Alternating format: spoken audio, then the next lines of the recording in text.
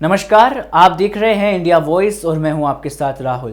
21,35,000 मतदाता, 8 विधानसभा, गुर्जर मीणा प्रत्याशियों के बीच कांटे की टक्कर, सियासी मुद्दे वही पानी, रेल और सड़क। ये आंकड़े हैं उस लोकसभा सीट के जिसे जीतने के लिए भाजपा और कांग्रेस ने अपनी जी जान लगा रखी थी।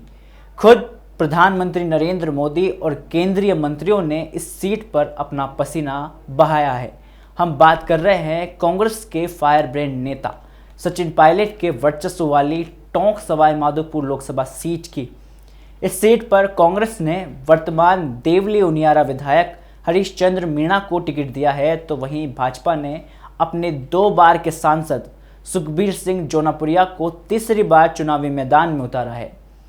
टोंक सवाई माधोपुर सीट का अपने आप में बेहद अनोखा इतिहास रहा है, लेकिन 4 जून को यह सीट क्या इतिहास लिखेगी वो बता पाना मुश्किल है। पेश है खास रिपोर्ट।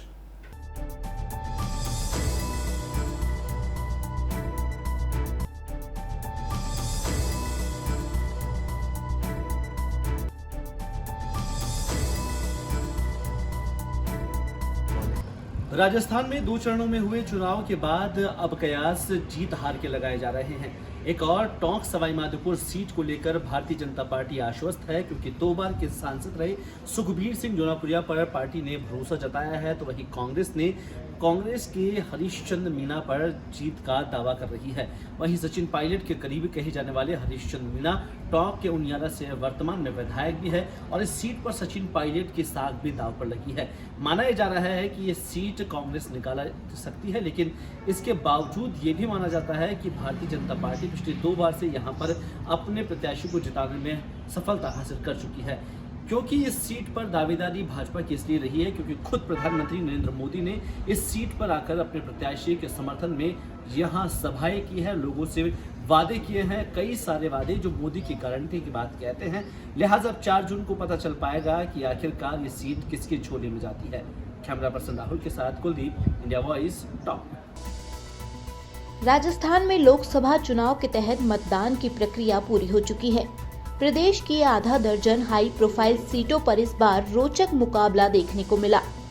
राजस्थान की हाई प्रोफाइल सीटों में शुमार टोंक सवाई माधोपुर लोकसभा सीट भी है, क्योंकि कांग्रेस के राष्ट्रीय महासचिव और पूर्व उप मुख्यमंत्री सचिन पायलट इस सीट से खुद विधायक है और सचिन पायलट के सबसे करीबी विधायक हरीश चंद्र मीणा को टोंक सवाई माधोपुर से कांग्रेस प्रत्याशी के तौर पर उतारा गया है, जिसको लेकर सचिन पायलट ने टोंक सवाई माधोपुर में धुआंधार प्रचार प्रसार किया। कई जनसभाएं की तो कई रोड शो भी किए और अब सचिन पायलट की प्रतिष्ठा इस सीट पर दांव पर है। टोंक सवाई माधोपुर लोकसभा सीट से मौजूदा सांसद सुखबीर सिंह जौनपुरिया को भाजपा ने तीसरी बार चुनावी मैदान में उतारा है, तो वहीं जौनपुरिया के सामने कांग्रेस ने अपने उम्मीदवार के तौर पर देवली उनियारा विधानसभा सीट से मौजूदा विधायक हरीश चंद्र मीणा को मैदान में उतारा है। दोनों के ही बीच अच्छी खासी टक्कर देखने को मिल रही है। प्रदेश में कांग्रेस आधा दर्जन सीटों पर जीत की बात कर रही है। उन सीटों में सबसे पहली सीट टोंक सवाई माधोपुर होगी, जिसको लेकर सचिन पायलट हरीश चंद्र मीणा के चुनावी प्रचार प्रसार में भी साथ खड़े रहे हैं, जिसके बाद देखा जा रहा है कि हरीश चंद्र मीणा की स्थिति इस सीट पर मजबूत है।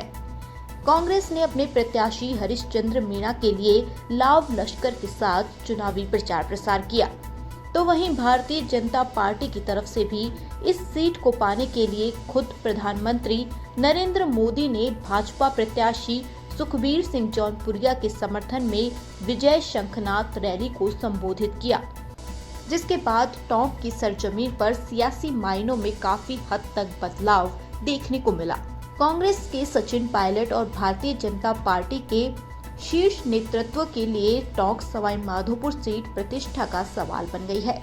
टोंक सवाई माधोपुर संसदीय क्षेत्र में एसटी के लगभग 3 लाख मतदाता है, वहीं गुर्जर मतदाताओं की संख्या लगभग 2,80,000 है, जबकि मुस्लिम मतदाताओं की संख्या लगभग 2 लाख है।